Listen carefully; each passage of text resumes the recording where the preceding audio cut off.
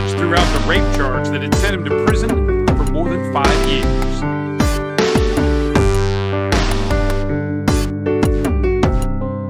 A classmate accused Banks of raping her in the stairwell of their Long Beach high school. My only dream in the world was to just be free.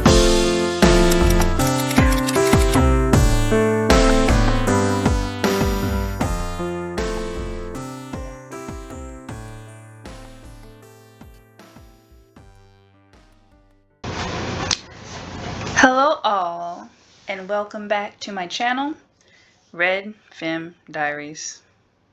I'm sure by now most of you have seen this petition going around. It's the Remove Kevin Samuels from YouTube and Instagram petition. And as I'm speaking here, you can see, hopefully you'll see it. Yes, there it is. You'll see it on the counter there. They now have 7,972 that have signed the petition. And the number is climbing. Their new goal now is 10,000. That means that there are 7,972 people that want to stop the freedom of speech of one black man. Why would they want to stop this man's freedom of speech? You know, I'm going to tell you why. Because this man, Kevin Samuels, is speaking the truth. The things that he has been saying over these past few months, year, they're the truth. Yeah, I can't say I necessarily agree with every single little thing, but for all intents and purposes, this man is speaking the truth. And you know, let me tell you about the truth. The truth is a very, very painful thing for many people to swallow. It's so painful, in fact, that some people would rather create a petition to cancel a man than to hear it. That's how painful the truth is. I want you guys just to take a walk with me as we talk about this thing called truth and why so many people hate it so much. You know, I was debating whether or not I wanted to tell this story, but I'm going to go ahead and tell it. I'll keep it short. I'm a cancer survivor, breast cancer stage 2. And when I felt the lump, I went into the doctor and I wanted to find out what was this new thing that I was feeling in my breast. And, you know, we went through all the different testing and, you know, all that sort of thing. And when all the tests had been completed and the results were in, it's indeed said that I had stage 2 breast cancer, one of the aggressive sorts. And here I am, a mother of 2 young boys. At the time, the little one was 6 and the older one was 9. And here I am, a mother and a wife, and I've got an aggressive form of breast cancer. My father had died a few years earlier of lung cancer, and I had a very miserable death, and here I am faced with this truth. When I tell you I cried and cried, and I, God forbid, I cursed the Lord. Why? But you know, here's the thing about truth. That doctor, if he did not give a care about me, he would have told me after he got those results, he would have said, Red Femme Diaries, Red Femme Diaries, your results are clear. Clean bill of health, no cancer, no problems to be found. If he didn't care about me. But he cared enough to tell me the truth, the painful truth that indeed I had a cancerous lesion in my body that if I did not deal with it, at some point would lead to my very early demise. He cared enough to tell me the truth. And so because he told me the truth, I was able to cut that cancer out, and here I am talking to you all today. For right now, cancer-free, but the battle does rage on. Now that being said, we go back to Kevin Samuels, and we really look at the truth that Kevin Samuels has been putting out here. He's sounding out a wake-up call to a lot of women that have been asleep and been given wrong information. You women think that you can be out here by yourselves and uncovered And he's giving you a wake-up call because he said on his show before there's a reset coming. A lot of you have no idea what I'm talking about. Oh, but you're going to find out. There is a reset coming. But we won't get too deep into that on this conversation. We're still walking together. So here these people are, instead of hearing this life-affirming, life-giving truth that this man has to speak about what's really happening going on, they would rather him be silenced than to face the reality of their failed decisions in life. And you know, I can only imagine, I don't know exactly all the different people that are signing this petition. I saw a little bit of the woman that put it out there. But you know, I can imagine this. Who would not want to hear the truth? Maybe there's people out there that realized, that heard the truth that this man was speaking and realized, oh my goodness, I have wasted my most valuable years. And now here I am, 40, some 39, 45, and I've wasted my most valuable years pursuing after my own desires instead of being what I was supposed to be, and that is submissive to my husband and raising a family. The thing that my very body shows as evidence of why I'm here, and I didn't fulfill it, and now it's too late. So instead of facing that reality, realizing the truth that you did waste your years, and letting the younger women hear the truth of the words of this man, you want to silence him. You don't want any woman to hear the truth because you want her to end up just like you. Old, bitter, alone, with no hope. Ugh. Ooh, ouch. That's painful. I know it's painful, and I'm sorry. I'm sorry. But this needs to be said if we're ever going to have any growth, you know, in our community.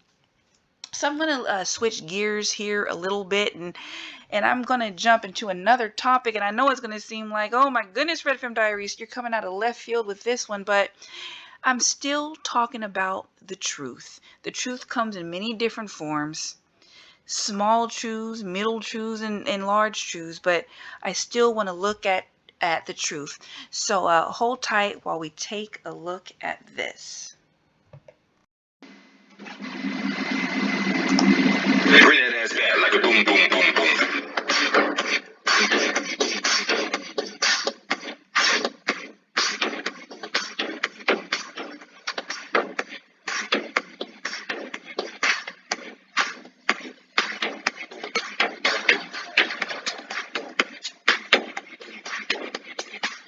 I want to see how a motherfucker flip this shit. This is the physical form of I am not good enough naturally. What grows out of my hair is bullshit. It's trash. I'd rather be bald and put another fucking person's hair on top of my bald head than to have my own natural hair. And this is not a problem. You're saying that this has nothing to do with self-esteem and all shit. Come on, this bullshit. It's our business. No, this is our problem. Bring that ass back like a boom, boom, boom, boom. Okay. So I went ahead and let that play, and you know, I just want to say right now, you know, please excuse the, you know, the foul language. But at the end of the day, we are all adults here, and I'm anticipating my sons watching this video. So, you know, come on now. Get over that. If you're uncomfortable with the foul language, just get over it. Okay. So, man, in this, I want to go a certain direction with this one. Okay. We've all heard the phrase white standard of beauty. White standard of beauty. Raise your hand if you've heard that there is a white standard of beauty. Okay, lots of hands. I see that there. Now I want you to think, who is it that you heard speak of this white standard of beauty? Was it the white women? Did you hear a bunch of white women standing around talking about how they indeed were the white standard of beauty? Is that what you saw? I didn't see that. But let's go further. Was it Black men. Did you hear black men say collectively that indeed the white woman is the standard of beauty? Is that what we heard?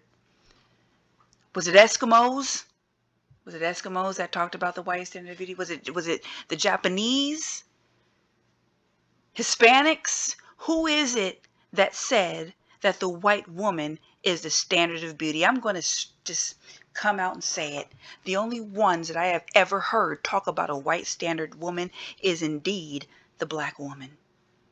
So I'm going to venture out and say this terrible truth that we don't want to admit, that it is indeed the black woman that believes that the white woman is the standard of beauty, and she believes that because the black woman hates the image that she sees in the mirror.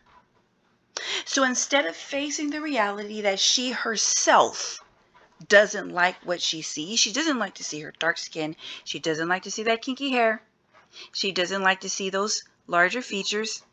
So she says, because I hate myself so much that the standard, what I myself believe to be beautiful, is the white woman.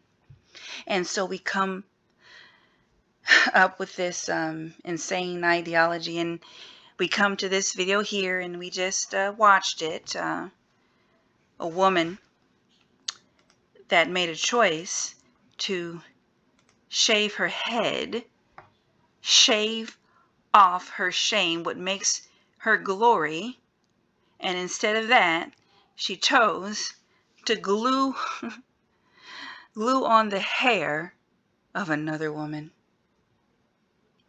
And I know someone out there is gonna say, oh, but Red Femme Diaries, the black woman loves her hair.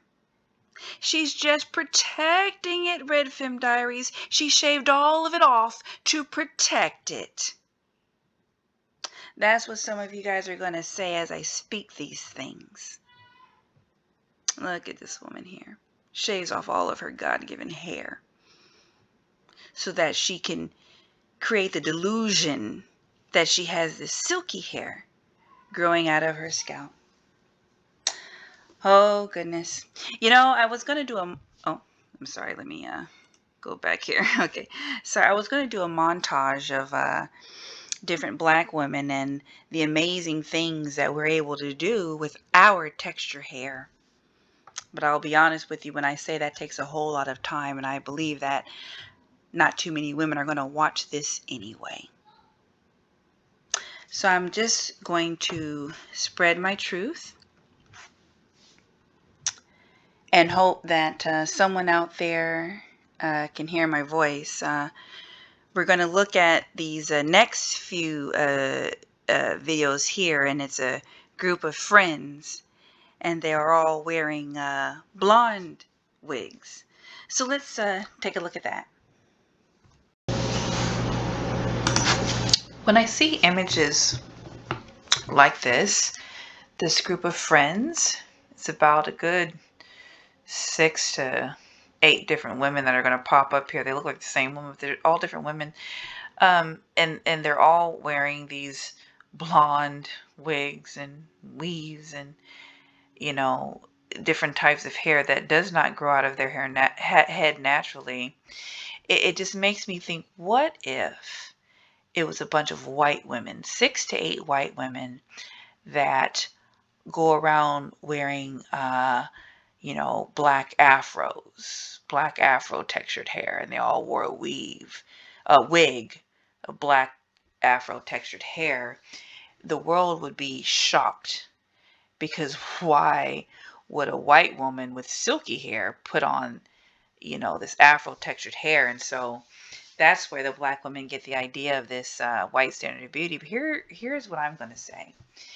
Even if no other race desires our hair texture, what I know to be true is that my creator created me with hair this way. I had no choice over the way that my hair came out. But what I think in my mind is, what an amazing God that there is, that can create such variability in his creature.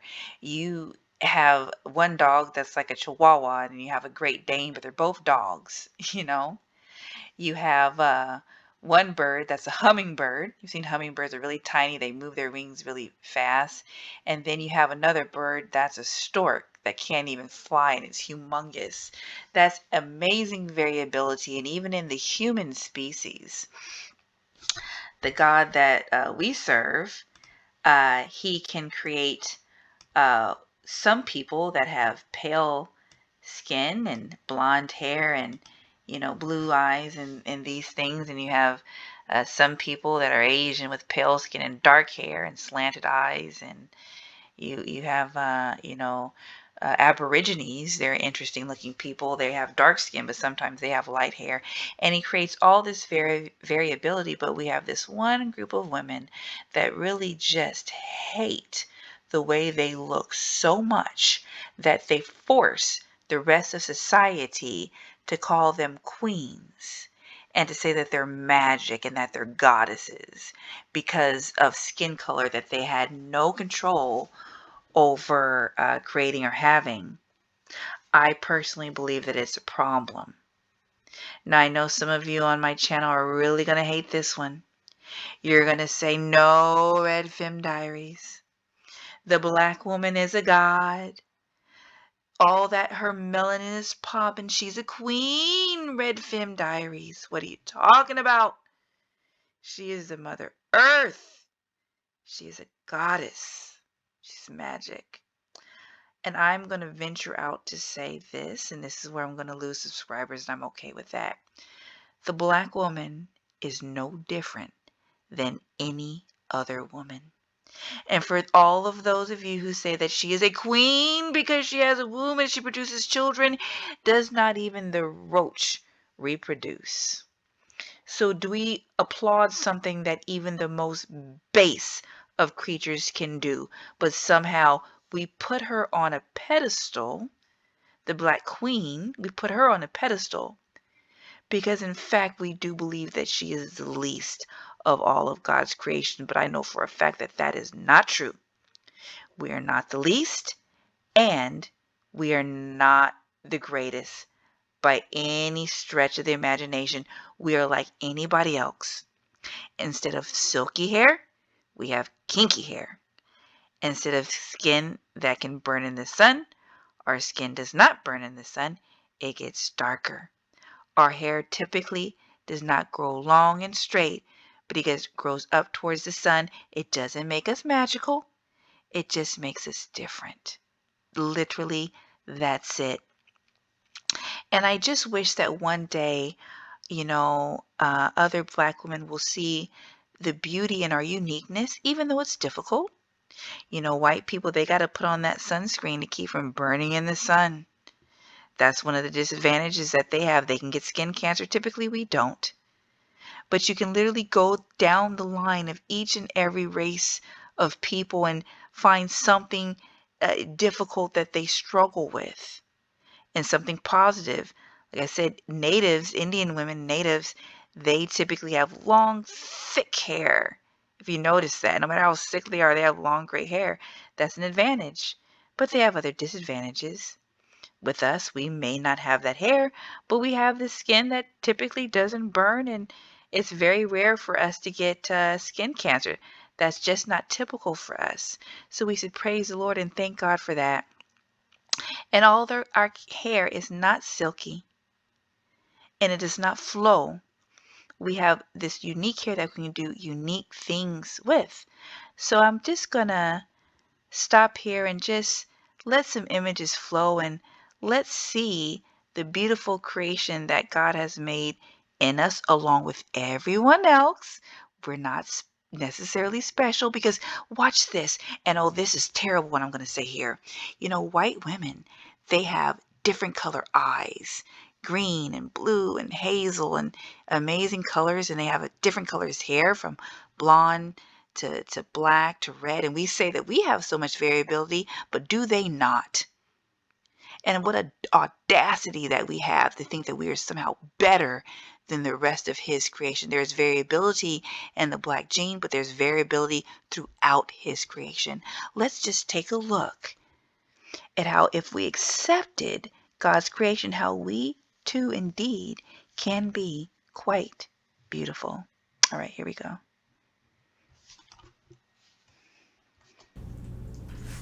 Okay, so I'm just going to let a few images pass here. As you can see, although our hair texture is not the same as the majority of other women on this planet, we have a very unique texture, and there's definitely beauty in it. And I guess what I'm saying here is it's very heartbreaking to see young women just shave their heads bald rather than to accept the way that they were indeed created. It breaks my heart to see women spending hours, in the beauty salon braiding up their hair and sewing in weaves and spending hundreds, if not thousands of dollars to crochet in or weave in the hair of another woman, but yet cry about how much they love their hair. It's heartbreaking. This is not easy to say these things that I'm saying, but it has to be said. The truth is a mother. The truth is such a difficult thing to swallow and grasp hold of, but I believe the scripture when it says, "You shall know the truth, and the truth will set you free."